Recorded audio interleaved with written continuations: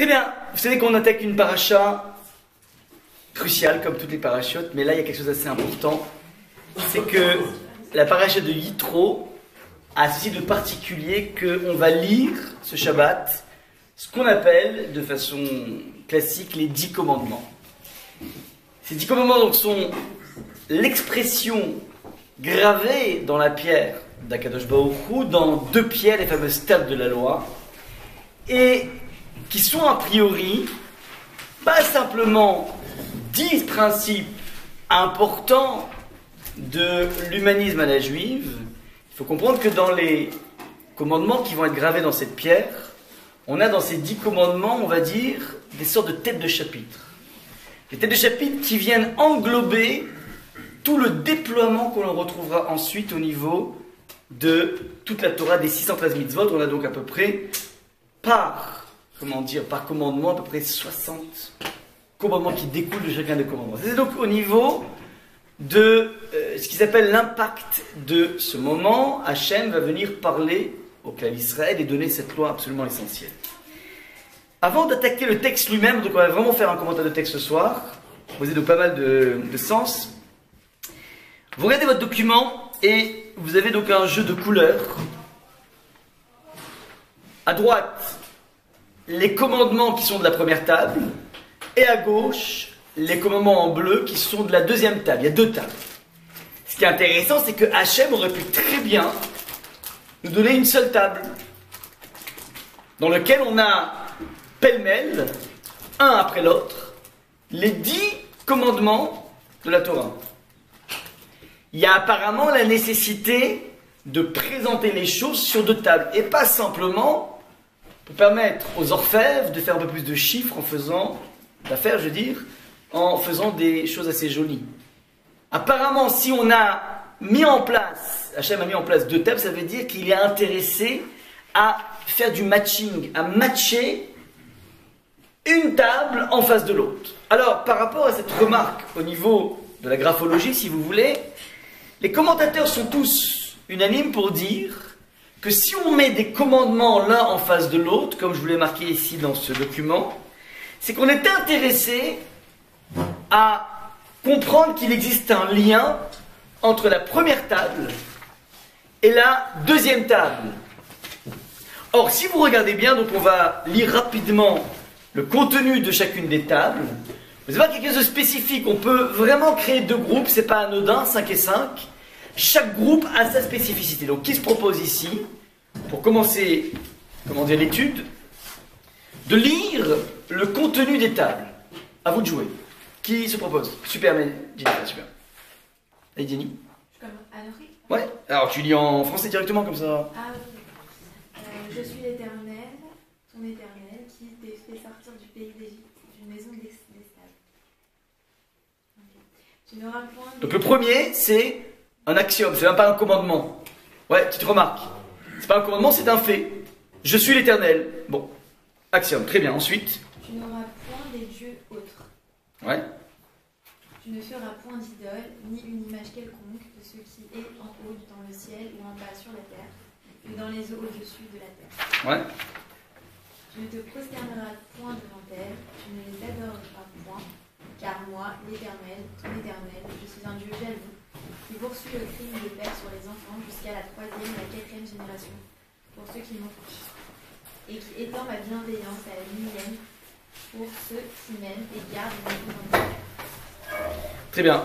Petite pause, là, donc on a vu le principe, je suis l'Éternel ton Dieu. Deuxième chose, le fait que c'est exclusif, relation exclusive, il n'y a pas d'autres personnes dans le couple. Et tout ce qui découle de cette exclusivité, l'intention de faire des idoles, des images, ainsi de suite. Super. C'est jusque-là le 2e commandement.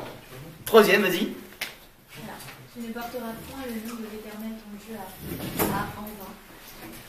Car l'Éternel ne laisse pas impuni celui qui invoque son nom pour un. Super. Donc interdiction de prononcer le nom de Dieu en vain pour rien. Ouais. 4e ensuite. Pense au jour du Shabbat pour le sanctifier.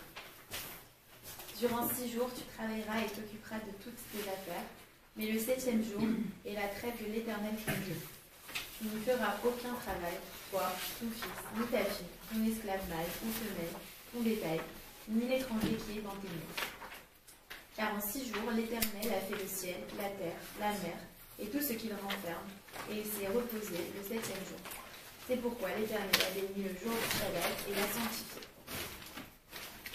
Honore ton père et ta mère, afin que tes jours se prolongent sur la terre, que l'Éternel, ton Dieu, t'accordera. Extra. Ne tue point, ne commets point d'adultère, ne commets point de vol, ne rencontre Tellement marrant. contre ton prochain un faux témoignage. Ouais, super. Ne convoite pas la maison de ton prochain, ne convoite pas la femme de ton prochain, son esclave, ni sa servante, son bœuf, ni son âne, ni un de ce qui est à ton prochain. Super, merci beaucoup Jennifer. Alors regarde, on a ici donc devant nous les 10 commandements qui ont été lus impeccablement. Et ce qu'on peut d'ores et déjà dire, quel est le point commun des 5 premiers commandements à votre avis? La négative. Mais tout est négatif. Au prochain. Alors, classique. Ligne de démarcation très claire. La droite, donc la première table, concerne ma relation verticale avec le bon Dieu. Donc c'est tout ce qui concerne le Shabbat, qui concerne l'interdiction d'avoir d'autres dieux, ainsi de suite. Qui concerne aussi, petite parenthèse, la relation avec les parents, le dernier commandement.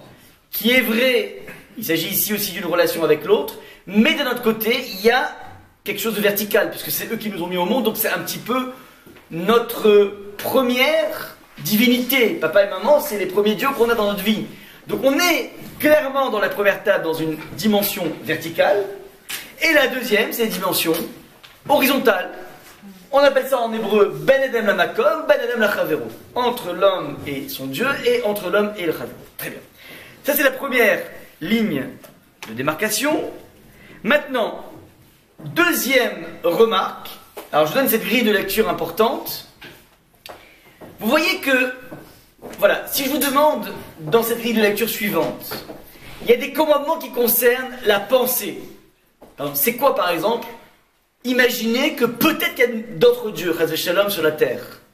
C'est quelque chose qui va se cramer au niveau de ma pensée. Lorsque je dis, ne fais pas un faux témoignage, on est dans la dimension de la parole. Et lorsque je dis par exemple, ne tue pas, je suis dans la dimension de l'acte. Donc on a des interdits qui concernent tantôt la pensée, tantôt la parole, et tantôt l'acte. Ouais, donc on attrape l'individu dans 3 domaines, pensée, parole et acte. Qu'est-ce que vous pouvez remarquer comme différence entre les deux tables, la dimension verticale et la dimension horizontale? À vous de jouer. L'un est l'opposé de l'autre. Vas-y, Michael.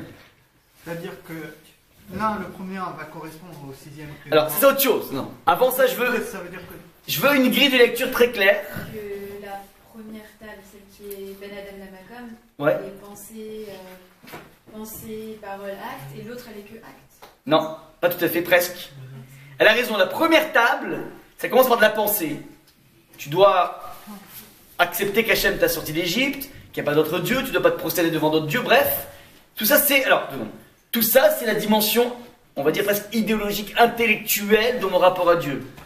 Ensuite, deuxième étape, tu n'as pas le droit de prononcer le nom de Dieu. Donc on est parlé, c'est de la pensée à la parole. Et le 5e commandement, c'est honore ton père et ta mère. C'est quoi honorer son père et sa mère? Tu sais comment ça se traduit? Le respect. C'est quoi le respect? Leur laisser un espace suffisant. Oui, mais c'est plus que ça. Le Shulchan Arour est beaucoup plus éloquent. Ah, Le Shulchan Arour va dire, tu dois l'habiller, tu dois habiller ton père s'ils ont besoin, ta mère, tu dois lui faire son café, tu dois aux petits soins. Aux petits soins, ça c'est ce qu'on appelle respecter son père, même si je ne les supporte pas. Même si j'ai gros sur la patate, le Shulchan Arour te dit, bah, tu vas devoir t'occuper d'eux, c'est factitif. Donc on est passé de la pensée à la parole et à l'acte. Maintenant, regardez ce qui se passe dans la deuxième table. Ça commence par quoi? L'acte, ensuite. Parole et... Donc on a un ordre inversé. Dans ma relation avec Hachem, ça commence par de la pensée, de l'idée. Ça se déploie dans le monde de la parole et enfin dans le monde de l'acte. Et inversement, lorsqu'il s'agit de la relation autrui, la première des choses qu'on vient t'interdire, c'est l'eau, tirtsar, ne tue pas. cette personne que tu ne supportes pas, dont tu as vraiment l'impression que le monde serait tellement mieux sans cette personne, tu as pas le tuer. L'autre. Deuxième chose, lotin af, adultère. On est dans les faits. Ensuite, on a ce qu'on appelle ne pas faire un faux témoignage, c'est pas de l'acte, mais c'est de la parole. C'est parole qui acte, mais c'est une parole. Et enfin, dernière chose, le tachmon ne convoite pas. Convoiter, en général, se fait de façon totalement, comment dire, invisible. C'est pas ça l'intérêt, même si tu peux avoir des expressions dans lesquelles on sent que tu es gêné, mais a priori, ça ne franchit pas la frontière de la parole, en général, la convoitise. Ouais. Donc, on a ici un sens inversé, on aurait pu très bien imaginer le même sens. À votre avis, pourquoi? Ouais, il vous manque des trucs? Il y en a un. Pardon, excusez-moi. J'en ai, ouais. Hop. Allez-y. Peut-être pour mettre en évidence que le fait... Il y en a encore. On fait passer, ouais. Mais, Michael, Elisheva, tu peux faire passer? Tu fais passer des documents là-bas. Où je fais passer? Moi, je fais là-bas. Voilà. Celui-là. Il y en a plein. Peut-être pour mettre en évidence le fait que envers Hachem, ça commence, même la pensée, ça suffit pour déjà l'atteindre. Ouais. Alors que envers autrui, on a besoin d'un acte quand même plus pas mal. marqué pour... Pas mal. Je vous donne la réponse qui est donnée, une réponse classique qui est assez, comment dire, intéressante pour nous. Je ne réponds pas à cette question, je répondrai après une autre question. Une question qui est posée, une question classique qui est posée. C'est qu'à chaque fois qu'on fait un acte de mitzvah dans la vie, faites passer encore si... Il y a encore des... Vous avez tout le monde là ou pas? Lorsqu'on fait un acte de mitzvah, alors, elle est toujours précédée, les sages ont institué une bracha. Par exemple, tu vas allumer les nérodes de Shabbat, Baruch Ata Hashem, Leadlik Shabbat. Tu dis une sorte de remerciement, en fait qu'Hachem t'a demandé d'allumer les bougies. On va faire Matzon Talit le matin, on fait une bracha. Tu vas allumer ta Hanouka, tu fais une bracha. Tu vas prélever la chala, tu fais une bracha. Tout acte religieux est en général toujours précédé d'une bracha. Une question qui est posée par des commentateurs médiévaux, je crois.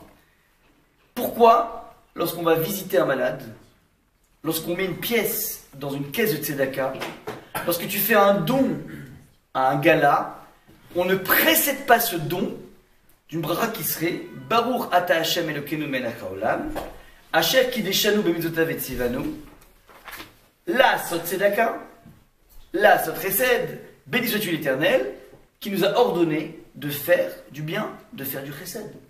Pourquoi on ne ferait pas une bracha par rapport à ça? Donc c'est une question qui est assez classique, qui est posée. Donc on devrait aller voir un malade, par exemple, avant de rentrer dans la chambre d'hôpital, tu dis Baruch Ata Hashem Elokeinu Melech Asher Kideshanu B'mitzvotav et Tzivanu, La Sot Bikur Cholim, Levaker Cholim. Allez voir un malade. C'est une mitzvah, elle devrait être précédée par, comment dire, une bracha.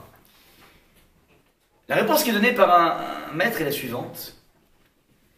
Lorsqu'il s'agit de m'occuper d'autrui, aller visiter un malade, aller donner de l'argent à quelqu'un, aller soutenir psychologiquement une personne, alors là, c'est tellement urgent qu'il n'y a pas de place pour le bon Dieu. Il n'y a pas de place pour faire une bracha, on n'a pas le temps. C'est immédiat. Le monde de l'acte est le monde qui prime. Bien qu'il s'agisse d'une mitzvah que je fais, mais il n'y a plus de place pour parler avec Hachem. À l'instar un petit peu de ce qu'on avait vu chez Abraham, lorsque 3 idolâtres débarquent, il était en pleine communication avec Hachem, il dit écoute Hachem, minute, je te mets la musique d'attente, et je m'occupe des 3 Arabes qui débarquent, qui sont des idolâtres. C'est-à-dire que la dimension intersubjective, la relation à l'autre, est tellement urgente, et Hachem est intéressé par ça, qu'on ne laisse pas de place à la dimension de bracha. C'est la même chose ici. Ce qui va compter dans ma relation à l'autre, c'est avant tout, l'acte. Les actes ont une importance colossale. Donc, on a mis les choses, comment dire, par degré d'importance. On peut envisager un certain laps de temps de réflexion par rapport au bon Dieu avant d'en arriver aux actes. Mais lorsqu'il y a besoin en face de moi, il y a urgence. La vie me convoque à agir rapidement. Donc ça, c'était donc une deuxième remarque par rapport à la structure des tables avant de rentrer dans le sens littéral de ce qui est marqué. Troisième point que je voudrais vous dire, qui est un point absolument essentiel, qui avait le Rosh Yeshiva de Rav Bloch de Telj, très grand maître du début du fin 19e, début 20e, qui pose une question géniale. La question est la suivante. Lorsque le texte des 10 commandements nous dit « Lo tirtsa », ne tue pas, ne commets point d'adultère, ne vole pas, ne rends point contre ton prochain un faux témoignage. Je vous pose une question.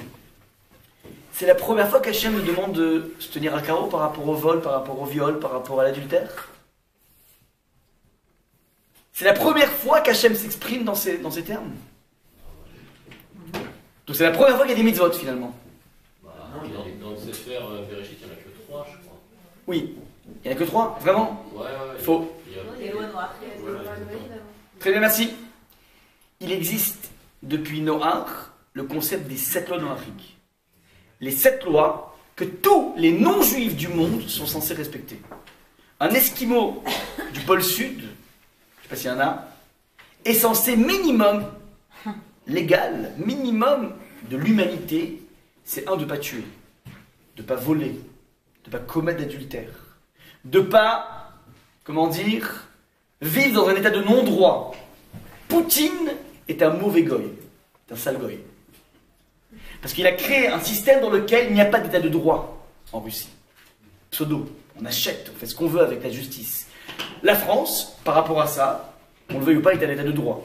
Ouais. Même si on a des ministres de la justice qui sont un petit peu bizarroïdes, et qu'on le veuille ou pas, on n'achète pas en France les tribunaux.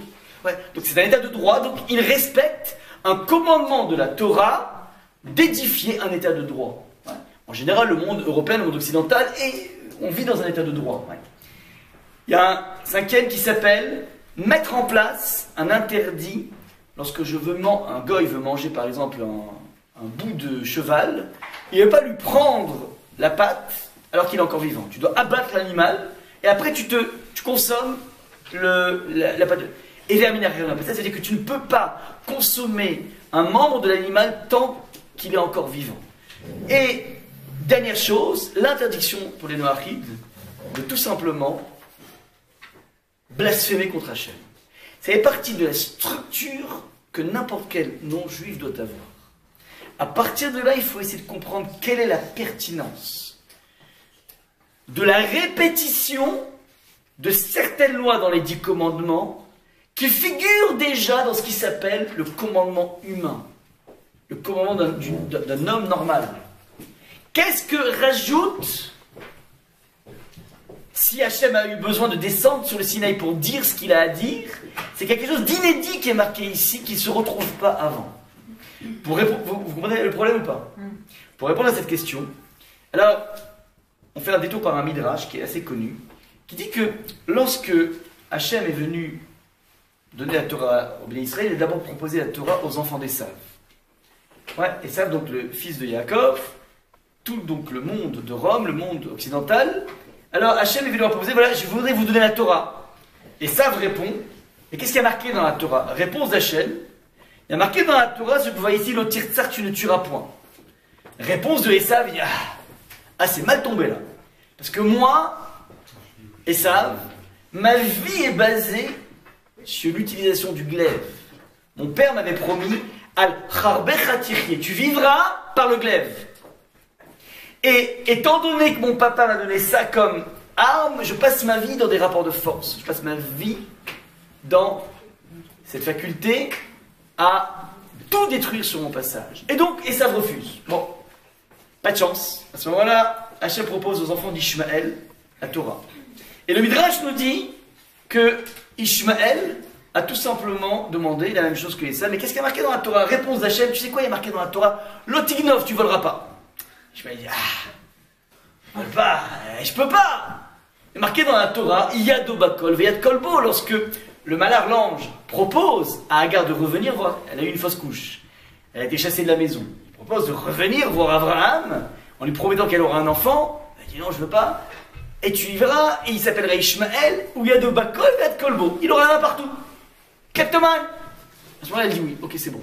Il dit mais moi, dans ma structure, ouais, et j'ai été programmé quelque part pour ne pas respecter la frontière des biens d'autrui. Et donc Ishmaël envoie bouler, dis-moi ça m'intéresse pas cette Torah, ciao. Et donc Hachem, mais il peut pas dire c'est ma vie de tuer. Pourquoi il peut pas dire c'est ma vie de tuer? Parce que Esav c'est un enfant de noir, enfin c'est un descendant de noir. Or tous les goïms du monde sont censés ne pas tuer. Donc c'est quoi cette parole de Esav qui dit moi je peux pas, je suis obligé de tuer? Mais ça veut rien dire ça. C'est entendu, il n'y a pas quelque chose de plus dans la Torah par rapport à tuer qui justifie que Esav dise non, je veux pas du suicide. C'est-à-dire, je l'explique. Vraiment, lui, il doit minimum respecter le fait de ne pas tuer. Hachem lui propose autre chose, il refuse autre chose, mais là, il lui propose l'essentiel des choses qu'il est censé respecter. Ouais, pareil pour Ishmaël, mais il est censé lui aussi, en tant que ben noir, ne pas voler. Donc ça veut rien dire, moi je peux pas ne pas voler, mais ça veut rien dire, pas te faire soigner dans un hôpital. Ça veut rien dire, donc c'est pas un débat entre les deux, on comprend pas le dialogue. Réponse de Rav Blor. Vous avez compris la question au moins ou pas? Réponse de Rav Blor, la chose suivante. Non. Il faut comprendre la chose suivante. Évidemment, les enfants d'Ishmaël, évidemment les enfants d'Esav, sont soumis aux lois de Noachide. Et lorsqu'il vient dire à Hachem, on refuse la proposition, c'est pas la proposition, comment dire, grossière de dire, voilà, est marqué dans la Torah, l'otir tsar, tu tueras pas, ça veut dire, t'as pas le droit, si t'as un problème avec un bonhomme, de prendre ta Kalachnikov et de l'allumer avec ta Kalachnikov. C'est pas ça qui avait marqué. Il y a marqué ça aussi, mais il y a autre chose qui est marqué. Et marqué aussi le fait que si, comment dire, je décide de monter un business, le même que le tien, en face de toi, je dois considérer ça comme si je t'avais... Pardon, inversement.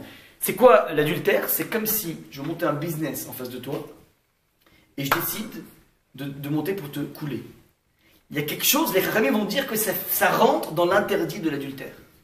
Lorsque un pauvre qui me tend la main me dit bonjour et que je passe devant et je refuse le bonjour, je l'ignore, on s'est engagé au Mont Sinaï, nous les Juifs, à vivre ça comme si je l'avais tué. Parce qu'il n'a de richesse dans sa vie que son identité et sa faculté à communiquer et dire bonjour. Si je le refuse ce bonjour, je suis en train de le tuer. Et, sous-entendu, nous nous sommes engagés au Har Sinaï à vivre les interdits dans leur plus grande subtilité. Et c'est ce que les enfants d'Esav et les enfants d'Israël refusent. C'est-à-dire, nous, stricto sensu. Je me suis engagé maximum, dit Esav, à ne pas prendre une Kalachnikov et défoncer tout le monde. Mais ne commence pas à me rentrer dans les subtilités de l'esprit du vol ou l'esprit du Retzar. Pareil, Ishmael, je dis, moi, maximum, je ne prends pas des pommes à l'étalage. Je vole pas. Ça, je me suis engagé, je suis un ben noir. Mais me demander plus de subtilité, ça, je ne peux pas. Ouais. Rentrer dans ce niveau. Le Mont Sinaï est venu amener aux Juifs une élaboration, un déploiement de toute la subtilité des interdits grossiers. D'ailleurs, c'est intéressant. Le mot qui précède chacun des interdits, c'est l'eau. L'eau. Ouais. Ne tueras pas, tu ne voleras pas. Mais en fait, il y a deux expressions pour dire non en hébreu. Il y a deux expressions. Il y a l'eau, et quelle est l'autre expression qu'on voit beaucoup dans le livre de Dvarim? Pardon? Peine, c'est de peur, c'est autre chose. Haine, ça c'est il n'y a pas. Mais ne pas. Comment on dit ne pas en hébreu? Al. Al ta'asé, al ta'asé, al ta'asé. Ouais. Maintenant, l'eau et al ne veulent pas dire la même chose. Al introduit un interdit ponctuel. L'eau, c'est pas ponctuel, c'est générique. C'est-à-dire, je dis non au vol. Je dis non à l'adultère. Je dis non, comment dire, à tout ça. C'est beaucoup plus général que l'interdit local. Non à l'adultère, on s'est engagé, nous les Juifs, à ce que si, dit le Shulchan Aruch, un individu regarde le doigt d'une personne en prenant du plaisir, ça s'appelle de l'adultère. Attends, quel doigt, ça va, j'ai rien fait, j'ai même pas touché, non. Les choses qui sont interdites à voir, t'as pas le droit de les voir. C'est pas ta femme, t'as pas le droit de regarder. Ouais. Alors tu peux voir sans regarder. Ouais. Eh ben, on s'est engagé avec ce degré de subtilité, c'est le défi qu'on a voulu accepter d'Akadosh Baruch Hu. Et c'est ça que les autres nations n'ont pas voulu. Et ils ont le droit. C'est une proposition, c'est optionnel. Ils ont le droit. Il n'y a aucune stigmatisation négative de refuser. Ils n'étaient pas obligés de rentrer dans ce degré de subtilité. Et ils n'ont pas voulu. Ouais. Donc voilà un petit peu comment on comprend la chose. Ce que l'on touche ici, évidemment, est du domaine du générique, qui a toutes ses ramifications. Une fois qu'on a dit ça, on peut, si vous voulez bien, attaquer, comment dire, le mot à mot de ce qui est marqué. Je vais essayer donc de vous proposer un festival de réponses à des questions qui jaillissent. En commençant donc par le premier interdit. Le texte de la Torah, comment dire, elle est repassée la fiche ou pas? Une fiche qui est repassée ou pas? Non. Alors, non, Ravier, je la mets. Celle-là. Elle est repassée, ouais? Je sais pas si elle est complète ou pas. Alors voilà, si on fait, sinon si on part par celle-là, merci. Ceux qui ont besoin qui mettent, merci. Regardez, je commence par le premier commandement. Anochi Hashem Elokecha Asher Otiticha Meret Israël. Donc là, on se concentre bien, on regarde bien le texte, parce qu'il y a plein de messages qui sont essentiels. Anochi Hashem Elokecha, je suis l'Éternel, ton Dieu. Asher Otiticha Meret Israël, qui t'a fait sortir d'Égypte. À votre avis, quelle est la nécessité au moment où Hachem pose le postulat « Je suis l'Éternel ton Dieu », quelle est la nécessité d'évoquer le fait que c'est moi qui t'ai fait sortir d'Égypte, à votre avis? Pourquoi? Pourquoi c'est ça, cette carte d'identité? C'est pour ça qu'ils sont sortis d'Égypte pour recevoir Torah et Mitzvot, non? Pas mal, on n'est pas loin. Alors, encore plus... Ouais, pas mal, on y est pas mal. Ça veut dire... Il a besoin de se présenter comme étant celui qui nous a fait sortir d'Égypte pour deux raisons, d'après les commentateurs. La première des raisons, c'est que, étant donné que maintenant il va nous donner une pléthore d'interdits, alors il faut qu'il puisse justifier son positionnement par rapport à tous ces interdits. Et donc il vient faire référence au fait que, ça me revient un peu de droit, je suis quand même sorti de la boue, donc j'attends quelque chose de vous, donc c'est un peu ce que veut dire Elisheva. C'est la première réponse. La deuxième réponse, c'est très intéressant. C'est pour éviter, nous dit Rashi, d'avoir une conception erronée du bon Dieu. Je m'explique. Jusqu'à présent, les béné Israël, qu'est-ce qu'ils ont vu du bon Dieu? Qu'est-ce qu'ils ont vu? Des miracles. Des miracles, c'est-à-dire des plaies. Donc ça veut dire des coups qu'on a donnés à l'Égypte. Et on a donné des coups en veux-tu en voilà pendant 1 an. C'est 1 an de plaies. Et après, ils sont sortis d'Égypte, ils sont allés sur la mer Rouge. Et qu'est-ce qui s'est passé là-bas? On a réglé le compte de façon radicale aux Égyptiens. Tu sors de cette expérience de 1 an de plaies et de l'épisode, de la sortie d'Égypte, de l'ouverture de la mer Rouge. Je te demande, c'est qui Dieu pour toi? C'est qui Dieu? Vous savez la réponse que je donne, moi? C'est un dieu méchant. Oh, ça veut dire que c'est un dieu gendarme de Voltaire. C'est le flic. Il flique et il fait comme il faut. Les Égyptiens qui étaient méchants, très méchants, ils coulaient comme de la paille. Ça coule pas la paille. À petit feu. Ceux qui étaient, ils appliquaient les ordres un peu pas plus, boum, ils tombaient comme du plomb. C'était au profit des béné Israël. Oui, mais ça veut dire qu'il y a une justice immanente. Ça rigole pas avec le bon Dieu. Ouais. C'est pas, la vie, c'est pas un pique-nique. C'est complexe. Ça veut dire que ce que je retiens de cette épopée, c'est Hachem Ish Milchama, Hachem, général en chef. C'est un homme de guerre, comme il dit très bien. Il est méchant, entre guillemets. Alors il dit attention, ce même Dieu qui vous a fait sortir d'Égypte, je veux maintenant orienter les choses vers un monde humain, un monde moral, un monde de coexistence des individus. Ne vous détrompez pas, ne vous trompez pas sur le côté fantastique du bon Dieu. Il l'a. Mais ce que je veux maintenant, c'est que tout s'est organisé. Les 10 commandements. Donc ça, c'est ça qui justifie, d'après Rashi, l'utilisation de Asher Oteticha. Autre remarque importante. On s'exprime au singulier. Je t'ai fait sortir d'Égypte. Je suis l'Éternel, ton Dieu, pas votre Dieu. Et pas qui vous a fait sortir d'Égypte, mais qui t'a fait sortir d'Égypte. Pourquoi? Au singulier. Réponse essentielle. Même dans ce qui s'appelle le décalogue, qui est censé s'adresser à tout le peuple juif, chaque individu doit faire son expérience personnelle du bon Dieu. Il manque des documents, j'en ai encore. Ouais. Chaque individu est censé développer son canal personnel avec le bon Dieu. On a ici, durant l'épisode le plus public de l'histoire du monde, on a une focalisation sur le singulier. Ouais, c'est ça qu'il faut bien comprendre. Autre chose, on parle de la terre d'Égypte et on précise mi Beit Avadim, une maison d'esclaves. Vous voyez ce qui est marqué ici ou pas? Et tout le monde le sait que c'était là-bas qu'on est dans l'esclave. Pourquoi tu as besoin de préciser Mibet Avadim? Vous comprenez la question ou pas? Parce que les Israël peuvent dire bah, on est sorti d'une maison d'esclaves, mais finalement on va devenir encore esclave, on va servir encore Hachem, quoi. On passe d'une servitude à une autre. Donc les Israël peuvent se Alors c'est quoi? Je comprends pas. Les Israël peuvent se dire mais on passe d'une maison de servitude à une autre maison de servitude. Alors donc c'est une ironie. Oui, voilà. Ah, donc Jennifer propose une ironie. Alors, c'est une ironie, mais dans... Enfin, peut-être, mais j'ai vu un commentaire qui parle d'une ironie autrement. Mibet Avadim, c'est pas l'Égypte qui est une maison d'esclaves dans laquelle nous étions, mais c'est la maison des esclaves. L'Égypte, c'est la maison des esclaves. Pourquoi la maison des esclaves? On sortait pas. Non, non, mais ça veut dire la prison.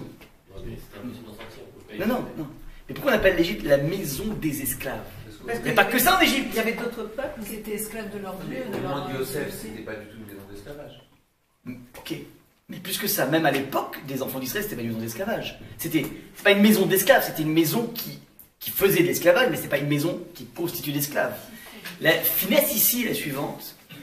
Les Égyptiens eux-mêmes sont les descendants de Kénaan, qui est le fils qui a été maudit par Noach, parce que son père, Ham, a eu une relation avec Noach, son propre père, alors que Noach était ivre. Noach c'est, comment dire, Noach c'est enivré. À ce moment-là, Ham débarque, et minimum, Ham castre son père, voire a une relation homosexuelle avec son père. Ouais. C'est bizarre, c'est un Rashi qui parle de ça au début de Noach. En tout cas, vu son action, Ham veut dire chaud en hébreu, il était très chaud, vu son attitude, Akadosh Baruch Hu, enfin, ouais, va maudire le fils de Ham, c'est-à-dire Kénaan, et à devenir esclave de ses frères.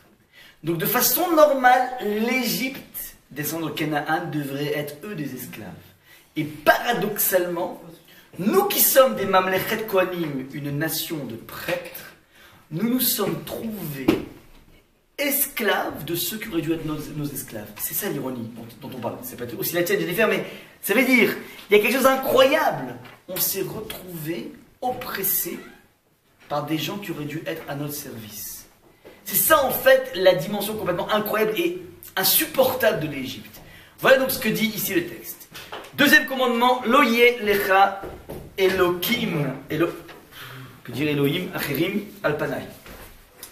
Qu'il n'y ait pas d'autres dieux, alors c'est pas d'autres dieux, c'est des dieux autres. Étrangers, bizarroïdes. Qu'est-ce qu'il y a de bizarroïde dans les autres dieux? Dit Rashi, c'est qu'en fait, ils passent leur vie à changer. Les autres dieux, c'est fashion. Si le marbre est bon marché, le dieu est en marbre. Si c'est l'or, ça va être l'or. Ça veut dire qu'il y a une absence de fixité dans les idolâtries qui est consternante. Ça, c'est donc ce que veut dire certains commentateurs. Elohim Acherim, ce sont d'autres dieux, parce qu'en fait, il y a un système de mode qui se met en place. Autre possibilité, Elohim est à prendre au sens puissance. Tu n'as pas le droit de croire en d'autres puissances. Et si on traduit Elohim par puissance, alors on se retrouve avec une vision extrêmement moderne de l'idolâtrie. C'est quoi ne pas croire aux puissances? C'est déraciner de notre cœur les analyses des économistes les plus brillants qui vont te dire si aujourd'hui la bourse de Paris est en train de plonger, c'est parce qu'elle récupère par effet domino toutes les soubresauts de la bourse de Chine, ainsi de suite, et du Japon.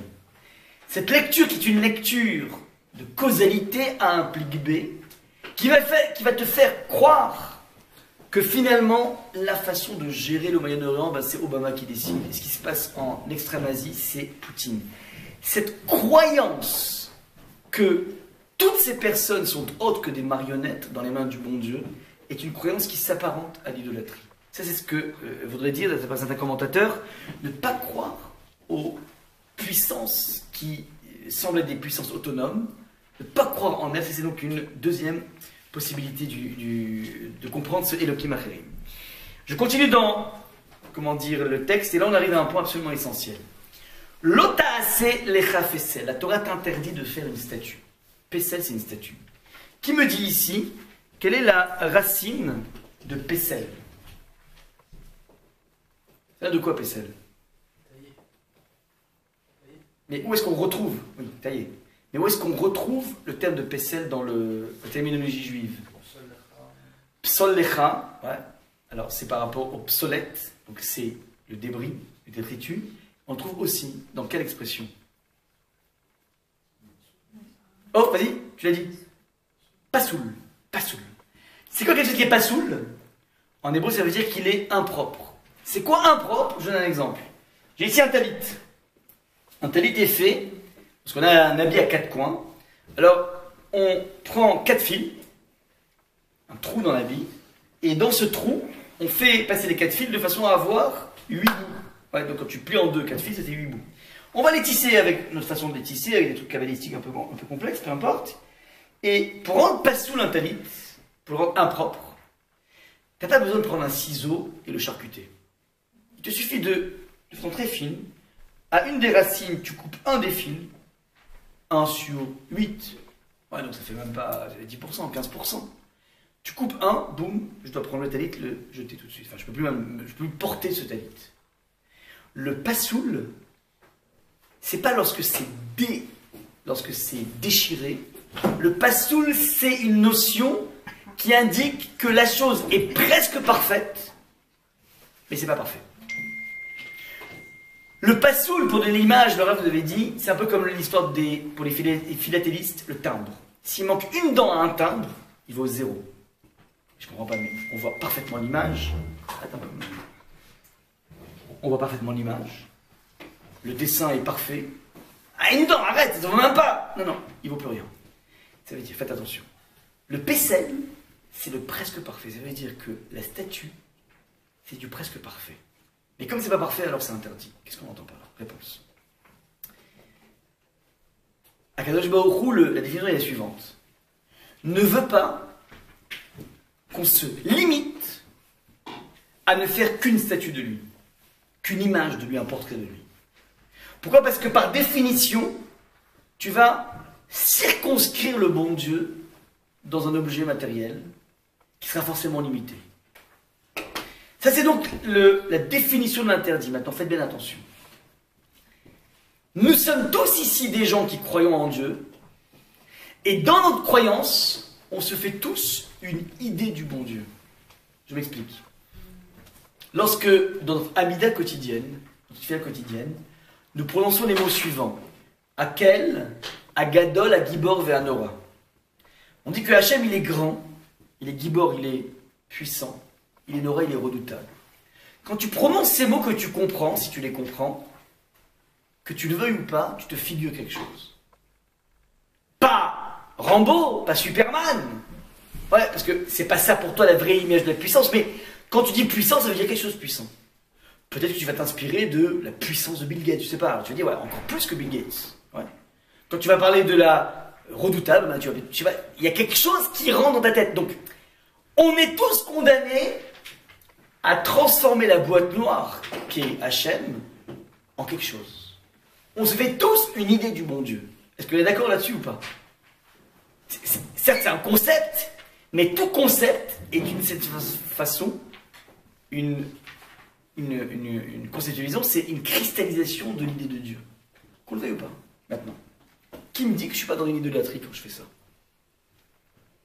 Qui me dit que je ne suis pas en train de rentrer de façon subtile, évidemment, donc c'est pas un Bouddha que j'ai édifié dans mon jardin. C'est l'idée de Dieu, mais cette idée, elle est limitative. Si le problème, c'est limiter Hachem, ouais, l'idée que tu te fais d'Hachem est grandiose. Mais ton grandiose, il est limité, il est confiné à ta petite conception du grandiose. Donc quand tu te fais une idée grandiose d'Hachem, tu es en train de le limiter. Donc c'est l'idolâtrie. Ariela. Alors tu dis c'est dynamique. Ok, alors je vais passer du Bouddha en or au Bouddha en vermeil, ça te va? Non, la pensée elle évolue constamment alors que l'objet il reste fixe. Pas mal, il y a une dynamique maintenant. L'élément de réponse est le suivant. Lorsque nous disons Akel, Agadol, Agibor, Vanora, qui c'est? Donc ce sont des mots qui figurent dans l'Amida. L'Amida a été écrit à peu près en moins 300 par les gens de la Grande Assemblée. D'où proviennent ces mots Akel, Agadol, Agibor, Vanora? Comment? Qui a dit les premiers ces mots? David. Non, pas Abraham. C'est pas dans la Shira. Non, pas Rachid, non. Non plus. Alors je vous le donne. Vous donnez votre langue aux chasses. David, tu donnes la langue aux chasses? Non? Tu y vas. C'est mon cher Rabbeinu. Mon cher Rabbeinu, qui est l'homme qui a eu le contact avec le bon Dieu le plus intense. 3 fois 40 jours. Sans boire, sans manger, sans dormir, sans rien. Sans rien, ouais. Même pas un canal gousse pour se protéger du froid. Rien. Ça c'est Moshe, maintenant. Après cette expérience incroyable devant Hachem, il ressort de des moments et il dit, voilà, tu sais quoi, Hachem, il est Agadol, Agibor, Vanora. Il est grand, il est redoutable, et il est héroïque. Étant donné qu'Hachem, Moshe, nous dit ça, c'est pour nous forcément une asymptote, on ne peut pas dire mieux que ça. Donc à partir du moment où c'est l'expérience ultime, on est au summum, au climax, comme on dit en anglais. Alors à partir de là, je suis sûr que je ne suis pas, comment dire, j'ai pas limité Hachem. Parce que, certes, je me fais une idée de lui, qui est une idée dynamique comme elle dit Ariella, mais je sais que c'est une idée ultime, mieux que ça on peut pas. Et qui me dit que le mieux que ça on peut pas, c'est validé par Hachem, c'est un verset dans les Shirachirim. Shirachirim dit un truc incroyable. On dit dans la tradition marocaine, on lit le Shirachirim tous les vendredis soirs, et il y a un verset qui dit la chose suivante, que Hachem il est Medaleg Aleharim et Kapetz Alegavot. Hachem il est Medaleg Aleharim, il enjambe les montagnes, mais Kapetz Alegavot, et il saute les vallées. Bon. Mais là j'étais intrigué par l'expression Medaleg Al-Heharim, qui me fait gratuitement la remarque du Midrash. Medaleg Al-Heharim. Quel problème? Medaleg il saute sur Heharim, les montagnes. Quel problème ici? Tu dois savoir, toi. David. Comment on dit les montagnes en hébreu? Harim, Harim, ouais, les montagnes. Oh, il y a un et en trop. Jennifer, il y a un et en trop. Le texte dit, Hachem, il enjambe les montagnes. Il y a un double article défini, les. Défini ça? Article défini ça? Oui, je ne me suis pas porté, désolé. Voilà, donc désolé. Hein. Alors en tout cas, c'est bizarre. Il enjambe les montagnes. Ça n'a aucun sens. Donc, décompose le Midrash. Donc, le Midrash te propose une lecture plus sophistiquée.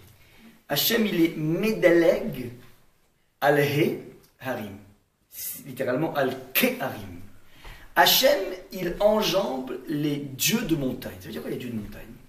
Réponse du Midrash par une parabole. Il y avait un jour une peuplade dans un village qui était comment dire, un village qui était à côté, à proximité d'un Everest, une sorte de montagne gigantesque. Et ces personnes, ces paysans dans ce village, qui étaient tout simplement déconnectés de la culture, déconnectés des idées, enfin déconnectés de la culture juive, alors ils se faisaient un monde de cet Everest en disant, voilà, si tu leur demandais c'est qui Dieu, il dit c'est l'Everest, c'est cette montagne gigantesque. Eh ben, nous dit le Midrash que Hachem, il enjambe ces montagnes, ces dieux de montagne. C'est-à-dire, lorsque d'une montagne tu te fais un dieu, Hachem, il enjambe, ça veut dire il accepte. C'est-à-dire, étant donné que c'est ton acception ultime, maximale, alors c'est validé par Hachem. Le problème de la Avodah Zara, de l'idolâtrie, c'est que fondamentalement, tu t'arrêtes à mi-chemin parce que tu es intéressé à t'arrêter à mi-chemin. Tu n'es pas intéressé à rentrer dans un service dans lequel tu es prêt à tout donner. Tu es prêt à faire des offrandes, tu es prêt à amener des petites mandarines comme ils font les Chinois, vous savez, dans le 13e, ou tous un petit Bouddha dans leur... Ouais, je ne connais pas. Ouais. Et donc, ils viennent amener de façon spirituelle des offrandes comment dire, à leur statuette, ouais. Mais c'est une sorte de troc, le système de l'idolâtrie, ça veut dire, je te donne ce que tu as besoin, et toi tu me donnes ce dont j'ai besoin. J'ai besoin d'amour, j'ai besoin de fric, j'ai besoin de, comment dire, de santé, d'éducation de mes enfants. On fait un troc ensemble. Ça, c'est la démarche de l'idolâtrie, c'est-à-dire, je ne donnerai pas tout. Je donne à condition de. Hachem est intéressé à un don total de l'individu. C'est quoi le don total? C'est l'attitude dans laquelle tu vas voir que la chose la plus gigantesque que tu as en toi, c'est la plus infinie, c'est ton cerveau. Eh bien, tu es capable de tout donner au niveau de ton idée avec Hachem. Hachem, c'est le must, il n'y a pas plus que ça. Tu es prêt à t'engager totalement dans Hachem. C'est ça en fait, et c'est une nuance incroyable. C'est pour ça en fait que la Avodah Zara, idolâtrie, se dit Avodah Zara. Avodah veut dire service. C'est-à-dire, on s'appelle, nous, à Paris, des Ovdei Hachem, des gens qui servent Hachem. Et eux, c'est un avodat que ça commence bien, il y a une volonté de servir, mais qui vire ensuite vers quelque chose d'étranger. Ouais. C'est quelque chose qui est étranger, c'est-à-dire que finalement, ils sont arrêtés à mi-chemin. Rav Taz donne une image géniale. Hachem veut que tu sois capable de tout donner chez toi. Le système de l'avodat zara, c'est fonctionner avec ce qu'on appelle du shochad. C'est-à-dire, c'est comme si je voulais aller acheter une PlayStation dans un magasin, dans un Toys R Us, et plutôt que de payer le prix fort de 300 €, je ne sais pas combien, je glisse un petit billet de 50 à la caissière pour qu'elle me fasse passer le truc sans passer. C'est ça en fait l'avodat zara. L'avodat zara, c'est quoi? C'est je te file un petit billet et tu m'arranges ma parnassa, tu m'arranges mes enfants, tu m'arranges tout. Mais je ne suis pas prêt à tout donner pour toi. Il y a en fin de compte, il y avait un philosophe, je ne me rappelle plus comment il s'appelle, un nom un peu bizarre, philosophe du 3e siècle, qui dit, ou du moins 300 ou plus 300, je ne sais plus exactement, je peux vous retrouver, qui fait des remarques incroyables. Il dit que, je ne sais pas si vous avez remarqué, dans la mythologie, il y a beaucoup de dieux. Ouais, Poséidon, et comment ça s'appelle, toute la pléthore de dieux, ouais, qui gravitent autour de la mythologie. Et ce qui est intéressant, c'est qu'ils ont tous dans leur représentation des visages humains, des visages d'hommes. C'est-à-dire que lorsque l'homme crée une idole, il faut qu'il ait la tête, ouais, la tête d'un homme. Je ne parle pas d'un homme à la place de femme, c'est un humain, un être humain. Ouais. Diane, chasseresse, enfin toutes les idoles, ouais. Ben, maintenant, c'est Dieu en question. Maintenant, il disait ce philosophe que si les animaux créaient des idoles, les vaches, eh ben, elles auraient toutes des têtes de vaches. C'est-à-dire qu'en fin de compte, il y a dans la avodat zara un culte de soi. C'est un culte de soi. Une projection. C'est une projection, mais c'est finalement quelque chose de profondément égoïste. Pessel, c'est le presque parfait, mais c'est pas parfait. Et c'est pour ça que Akadosh Baruch Hu condamne cela. On a ici donc devant nous le déploiement de toutes les formes d'idolâtrie. Tu peux faire l'idolâtrie par sculpture, par peinture, une image, et ensuite, quatrième aspect, comment dire, troisième aspect, c'est se prosterner devant elle. Ouais. Ça, c'est donc ce qui est marqué ici. Je continue dans le texte. On a dit que Akadosh Baruch Hu, il est Kana. On a fait tout à l'heure un cours sur Kana, le concept de Kinyan. Kana, la jalousie provient du Ken, qui veut dire le Kinyan, l'acquisition. C'est quoi la jalousie? C'est croire que ce qu'a reçu ton voisin, ta copine, ton copain, est quelque chose qui ne lui revient pas. J'ai l'impression que ça aurait dû faire partie de mon Ken, de mon nid à moi. Ken Kinyan, dit le Rav Hirsch. Et là, fondamentalement, j'ai l'impression que Hachem a fait un bug dans la distribution des talents et des choses. Maintenant, le texte nous dit que Hachem va faire payer très cher jusqu'à la 3e et la 4e génération. Tout le monde pose la question, je ne comprends pas. Le petit-fils, qu'est-ce qu'il a fait, le pauvre? Son père s'est mal comporté, pourquoi lui devrait en pâtir? Réponse des Rishonim, la chose suivante. Un enfant paye pour 2 raisons. Soit parce qu'il perpétue le modèle ancestral, et là il est répressible. Soit deuxième chose un peu plus subtile, c'est qu'il n'utilise pas sa bouche pour faire un reproche à ses parents. Soit parce que tu perpétues, soit parce que tu ne t'es pas opposé à. Il arrive un moment où vous êtes capable de pouvoir, comment dire, et c'est pas évident, ça prend beaucoup de temps, tout en aimant ses parents, être capable de dire voilà, ça c'est pas normal. Roméo. Comment on fait pour revenir ses parents? C'est pas. Il me semble qu'on n'a même pas le droit d'évoquer l'idée de. Non. Par la pensée, par contre, éventuellement, faire en sorte que le parent comprenne par les actes, ok, là c'est éventuellement. Alors, trouver le moyen de se démarquer par rapport à une conduite que je juge immorale. Ouais. En l'occurrence, attention, lorsqu'il s'agit d'avodat zara, on voit que Abraham n'a eu aucune hésitation à se moquer de son père. On apprend d'Abraham, oui. Donc en fait, c'est pas j'aime pas trop la façon dont tu cuis le plat. On parle de choses tellement essentielles qu'en fait, là, il y a une sorte de contradiction dans les verticalités. Finalement, la verticalité d'Hachem prend le pas sur la verticalité de ses propres parents. Lorsqu'on touche à la verticalité d'Hachem. Ouais. Ça, c'est donc ce qui est proposé ici au niveau donc des commentaires, au niveau donc de la punition. Maintenant, c'est intéressant. Ve'oseh chesed la'alafim. Les OAV ou le Shoré Metzotan, mais Akadosh Baruch Hu, il donne par 1000 pour ceux qui l'aiment. Si tu prends le ratio, entre 4 et 1000, ça fait 500. 4 fois 5, 20. Les halafim, c'est 2000, donc de 2000 à 500, à 4, ça fait 500. Le rapport du bien par rapport au mal est de 500. Hachem, il est 500 fois plus gentil que mal. Ouais, parce que quand tu fais quelque chose de bien, tu couvres 2000 générations. Quand tu fais quelque chose de mal, Chas v'Shalom, tu impactes 4 générations maximum, 3 ou 4. Ouais. Donc en fait, les Ramim disent, en fait, apprends d'ici que c'est pas tellement l'aspect rigoureux d'Hachem qui est jaillit, mais surtout l'aspect gentil d'Hachem. Mais 2000 générations, ça se verra pas. C'est pas grave. C'est combien d'années tout ça, 2000 générations? Peu importe. Peu importe. C'est 40 000 ans. Bonne question, je sais pas. Non, on entend Non, alors réponse en intensité. Réponse en intensité, mon ami. Réponse intensité. Et pour le cas où on dénonce un acte immoral Ouais. à ses parents, donc on ne paye pas sur les générations. Non, aucun souci. Ouais. L'enfant ne paye pas. L'enfant ne paye pas le. Non, si, il s'est opposé d'un point de vue moral. Troisième commandement, Rabotai, tu n'as pas le droit de prononcer le nom de Dieu en vain. Lotissa etchem Hashem Elokecha Lashav. Le commentaire, enfin le sens classique, c'est que tu n'as pas le droit de jurer même pour dire quelque chose de vrai. Par exemple, je te jure que c'est une seiko, je n'ai pas le droit de le dire. Même si c'est vrai. Je veux dire pourquoi?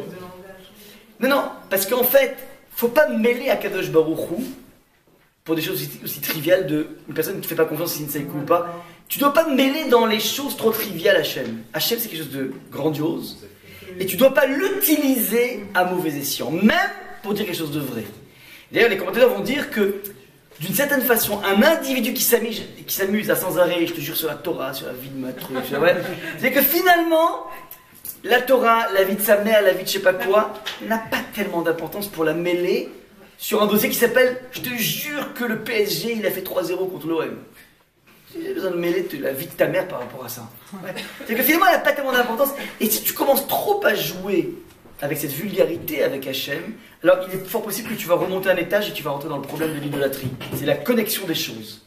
Ouais. Une absence de déférence par rapport à Hachem peut entraîner une relation à l'idolâtrie. Ça, c'est donc ce qui se trame dans le troisième commandement. Une autre lecture extrêmement subtile, posée par le Or HaChaim HaKadosh, je crois, qui dit que l'otissa etchem Hachem lashav. Littéralement, l'otissa, ça veut dire...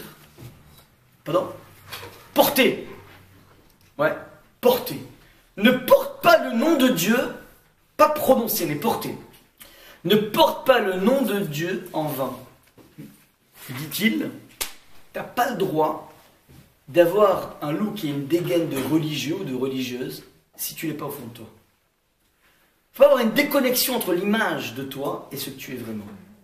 C'est tellement fort cette idée qu'à l'époque, les hommes avaient l'habitude de garder les téfilines toute la journée, jusqu'à la nuit.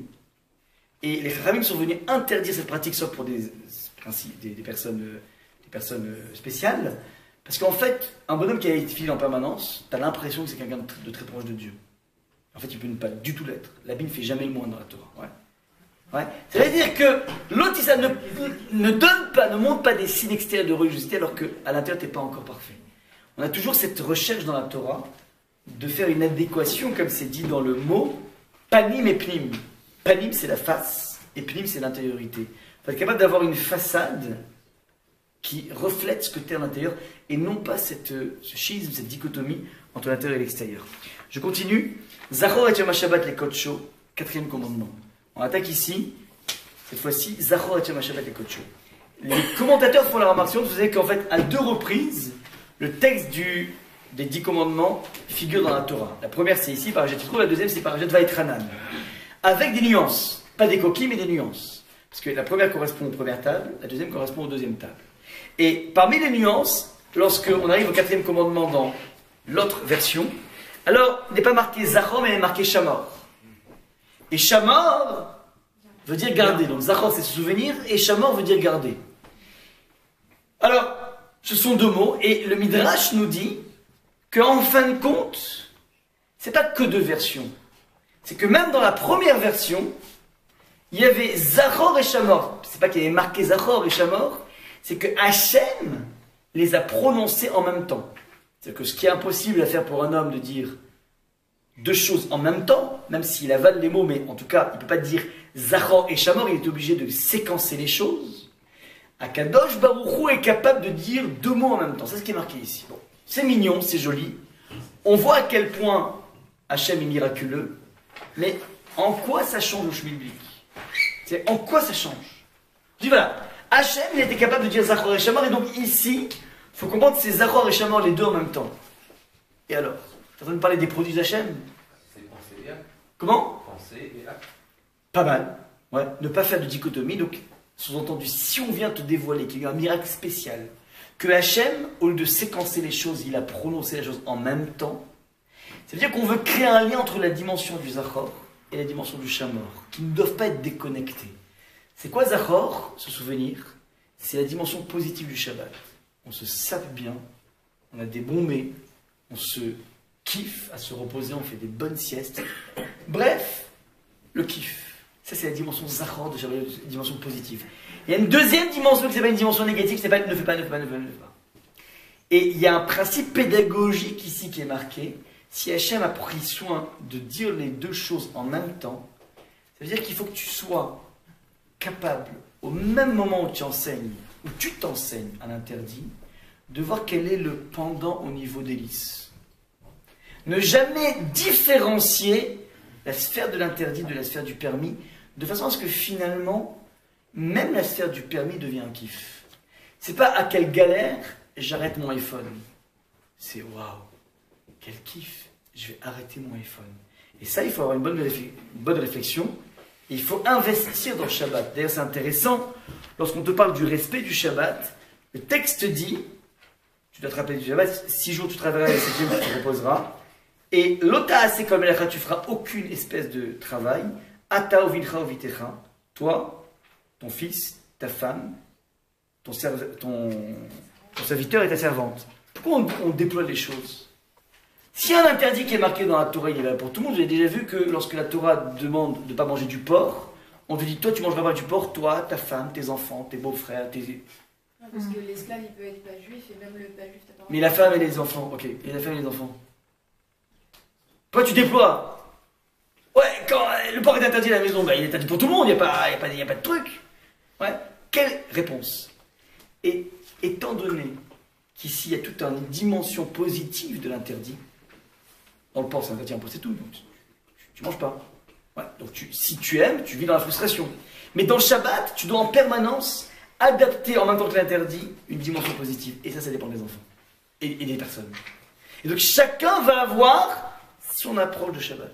Et donc il faut laisser s'épanouir ici toutes les, comment dire, tout ce qui pourra faire que tu auras du goût dans le Shabbat. Donc voilà un petit peu l'idée. Petite nuance très jolie qui est proposée par les commentateurs. On te dit Shesh Yamim, Shesh Yamim ta'avod ve'asita kol melartecha. 6 jours tu travailleras et tu feras tout ton boulot. Il y a un jeu entre avoda et melartecha. Avoda, c'est ce qu'on appelle le labeur. Or, le labeur, pendant Shabbat, n'est pas interdit. J'ai le droit, par exemple, pendant Shabbat, de prendre cette chaise ou cette table et d'essayer de la lever et de me faire du bodybuilding. J'ai le droit. Pendant Shabbat. Il n'y a aucun interdit à suer pendant Shabbat. Non, à moins que ce soit pour des raisons médicales. Si je veux pas dire ça, j'ai pas le droit. Mais si un jogging, Rabban Tzedavachou le permet, un jogging. Okay, ça, c'est ce qui est marqué. Donc, suer n'est pas un problème. En revanche, tu prends un stylo pendant Shabbat et tu écris 2 lettres, interdit par la Torah de façon radicale. Une lettre, c'est interdit par les Chachamim. Pourtant, il n'y a aucun labeur. Réponse. Qu'est-ce qui se trame dans un interdit de la Torah? Il ne se trame pas un labeur, il se trame ta génialité qui se manifeste par ta façon de maîtriser la nature. C'est génial de prendre un stylo bic et d'écrire 2 lettres. Il n'y a que l'homme qui fait ça. Aucun singe n'est capable de faire ça. D'écrire 2 lettres. Ouais. C'est génial de prendre un steak cru, de le mettre sur une plaque à induction et en 3 minutes d'avoir un steak magnifique. La métamorphose d'un steak cru en cuit, ça c'est que l'homme qui fait ça. C'est cette chose, cette génialité qu'on t'interdit. On t'interdit avec ton génie financier de faire des opérations qui vont te prendre 2 clics, qui vont te permettre de pouvoir gagner temps et temps d'argent. Tu n'as pas le droit pendant Shabbat. Je dis, mais alors qu'est-ce que tu me fais? Tu me bloques toute la génialité. Suer à transporter des tables, je peux pendant Shabbat tant que je suis dans un univers fermé. Et pourquoi quel est l'intérêt de bloquer l'individu dans sa productivité par excellence? Si je suis un médecin, alors moi, ma vie c'est soigner. Si je suis un ingénieur, ma vie c'est construire un pont. Pourquoi tu me bloques par rapport à ça? C'est ça ma vie. C'est là-dessus que je m'épanouis, c'est ça ma raison d'être. Réponse. Tu vas prendre toute ta génialité et tu vas l'utiliser dans des relations humaines et dans des relations avec Dieu. Toute ta faculté de créer, tu vas créer des nouveaux rapports avec ton épouse, avec des nouveaux rapports avec tes enfants et des nouveaux rapports avec ton c'est ce que l'on craint pendant Shabbat maintenant. Regardez bien le texte. On te dit, Shechet Yamim, Ta'avod. Pendant 6 jours, tu vas travailler. Ta'avod aussi au niveau de la Bible. Pourtant, c'est une malacha que je fais. Réponse, si tu rentres bien dans le Shabbat, tu vas prendre conscience que les choses les plus créatives que tu fais pendant la semaine n'arrivent pas à la cheville de la créativité que tu dégages pendant le Shabbat. Donc, en vision relative par rapport à la densité existentielle de Shabbat, tout ce que tu fais comme génialité dans la semaine, eh ben, ça s'appelle presque du labeur. Deuxième chose, Vasita kol melartecha. Les 6 jours, tu as tout fini. Vous connaissez des gens qui ont tout fini dans leur boulot? C'est qui? Il y en a plein dans les cimetières. Ils ont tout fini. Ils ont tout fait ce qu'ils avaient à faire. On n'a jamais fini. C'est quoi? J'ai tout fini, mais jamais on est toujours en cours dans la vie. Réponse, si tu investis bien ton Shabbat, alors tu peux vivre dans une telle dimension qui fait que tu as l'impression que tu as tout fini. Tout ce que tu as mis en suspens, c'est comme s'il était fini. C'est l'illusion du Shabbat lorsque tu l'investis à fond. Tu pénètres le Shabbat avec cette dimension. Ça, c'est donc le petite nuance au niveau des thèmes qui sont utilisés. Alors, je passe vite au 5e commandement. Ouais, on n'a pas le temps de finir. Kaved ativicha, atavicha vatimecha, honore ton père et ta mère. De façon à dire, augmenter les jours sur ta terre. C'est quoi kaved? Kaved, Dieu dit du poids. Le kavod avaim, c'est pas quand ils sont super sympas. C'est même lorsque ça fait mal. Lorsque c'est lourd pour nous. Ouais, donc d'entrée de jeu, maintenant, le Rambam dit un truc incroyable là-dessus. Il dit que, quel rapport entre le fait d'honorer son père et sa mère et la longévité? Alors, il dit un truc incroyable. Il dit que lorsqu'on est dans une société dans laquelle on respecte les anciens, ben, d'une certaine façon, ça crée une société équilibrée. Ça crée une société dans laquelle, eh ben, il faut bon vivre. On a un bien-être. Le respect des anciens permet d'asseoir une société avec des vrais repères. Et donc, ça donne naturellement à la société une plus grande longévité. Il y a moins de phases de déstabilisation, ainsi de suite. Donc, voilà un petit peu, de façon sociologue, comment le Rambam te crée un lien entre la longévité d'un individu et le fait qu'il, comment dire, et le respect de ses parents. Je passe rapidement donc sur ce commandement. On attaque rapidement maintenant, si vous voulez bien, la dernière tranche, donc les 5 derniers, qui concernent la relation avec autrui. Et, comment dire, ouais, j'ai pas le temps de tout déployer. Je me permets juste de déployer la dernière, puisqu'on est un peu avancé dans le temps. La dernière est donc la convoitise. C'est la seule dans la relation humaine qui concerne la pensée. Et on voit ici que le texte est le plus long de tous les textes au niveau de la relation horizontale. On dit, ne convoite pas la maison de ton prochain, la femme de ton prochain, son esclave, ni sa servante, son bœuf, ni son âne, ni rien de ce qui est à ton prochain. Bref, tout ce qui gravite autour de lui est un objet de convoitise. La Torah est interdit de le faire. Alors, d'abord, première des questions, comment on fait? La jalousie, c'est super dur à gérer. Je me rappelle mon rave, je vous donne un exemple, j'avais adoré son honnêteté. C'est un rêve qui nous faisait des chirurgies absolument exceptionnelles. J'avais jamais entendu ça de ma vie. Et jusqu'à aujourd'hui, j'ai jamais entendu une telle profondeur. Il nous avait dit, lui, sur lui-même, il a dit, mais si j'apprends qu'au moment où je vous parle, on était à Marseille à l'époque, il y a un rave qui fait au même moment un chiour aussi puissant que le mien, je me jette par la fenêtre. Je me jette par la fenêtre. Je pourrais pas supporter. Je pourrais pas supporter, c'est pas possible. J'ai besoin d'avoir quelque chose d'unique. Il a dit de façon honnête, j'avais kiffé cette honnêteté. Comment on fait la jalousie? T'as un copain, une copine, si tu fais les mêmes bancs de l'école, t'as mieux réussi qu'elle ou que lui. Et tu le vois maintenant, mais alors c'est un truc de folie, toi tu galères avec la jalousie. Mais comment tu fais la jalousie? C'est complexe, ouais. Première question. Deuxième question, on n'a pas eu le temps de... On pourrait passer des jours et des jours sur ce texte. Mais il y a, si les tables sont en matchées, c'est qu'il y a un lien entre le premier et le 6e, le 2e et le 7e, ainsi de suite. On peut matcher, et le 5e et le 10e. Il y a un lien entre le respect des parents et le fait de ne pas convoiter quel rapport. Le moment de réponse, on avait parlé la dernière fois qu'on avait parlé du buisson ardent. Et je le reprends ici parce qu'il est absolument essentiel. Le Ibn Ezra, il te dit, une des façons d'éviter de convoiter la maison de son prochain, il dit c'est comme, je donne l'exemple suivant, c'est comme un jour il y avait une princesse qui est passée une princesse magnifique, qui est passée dans un champ où il y avait un paysan. Elle est passée donc avec ses habits absolument flamboyants. Elle était dans son carrosse, mais alors magnifique, là, une Testarossa de l'époque, quoi, une Ferrari incroyable. Et elle passe comme ça, et puis d'un coup elle rencontre le paysan. Le paysan il est habillé en guenille, il a des doigts super gros, tout est noir chez lui, cambouis et tout. Et puis il dit à Ibn Ezra, quand il voit la beauté de la princesse, eh ben, il la désire pas. Pourquoi il la désire pas? Elle est trop longue, trop... C'est un paysan, elle est noble, ça n'existe pas les liens. Rappelez Don Juan, lui, il adorait les obstacles, il va faire exprès de séduire une paysanne, parce qu'il est noble, ouais, donc, parce que c'est interdit, donc c'est ça qui l'intéresse. Une fois qu'il est séduit, après il la lâche. Ben, c'est la même chose, c'est-à-dire, lui, il sait que c'est hors de portée. Hors de portée. Donc il ne la désire même pas. Et ben, il dit, c'est le travail qu'il faut que tu mettes en place par rapport à la convoitise. Tu vas t'armer de bitachon, de confiance à Hachem, qui s'appelle comme je suis. C'est impeccable, même si j'ai l'impression que tu m'as fait naître dans le foyer le plus terrible qui soit. Je te fais confiance à Hachem que tu as prévu exactement la bonne boîte à outils pour moi. Je te fais confiance là-dessus. Et je travaille cette confiance. Et donc, ce que a la femme de mon copain, c'est pour lui et que pour lui.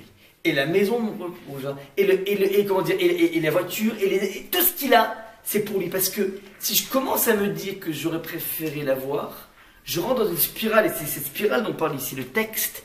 C'est qu'en fait, c'est pas que tu veux la dernière mini décapotable. Si tu veux la dernière mini décapotable de ton copain. Tu ne seras pas rassasié par la dernière mini décapotable. Tu veux la sienne.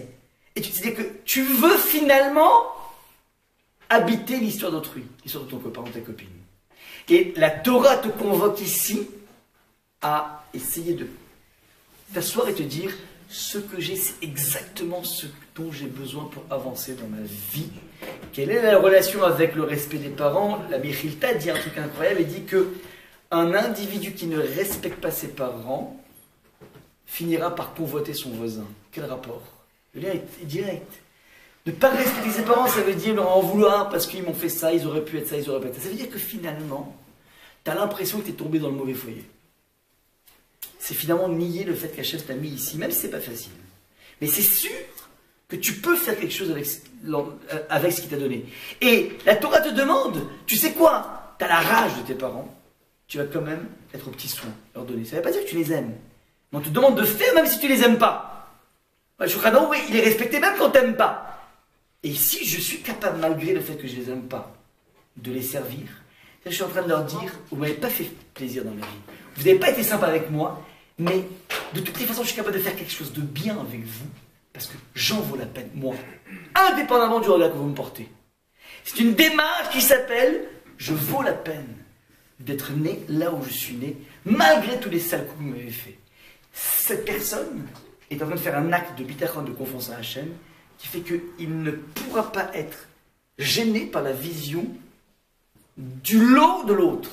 Parce qu'il a déjà géré le propre lot essentiel qui s'appelle ses propres parents. Ça, c'est ce qui se trame ici dans la relation. Donc, fondamentalement, l'étape de la loi, enfin, cette étape vient te dire, en fin de parcours, dire, comme je suis et ce que je suis, c'est top. Mieux faire, on ne peut pas. À partir de là, je vais avancer dans ma vie. C'est un petit peu ce qu'on va attraper. Je suis désolé, j'étais obligé de raccourcir. Il y a plein de choses qu'on peut dire, c'est infini. Ouais, Jennifer.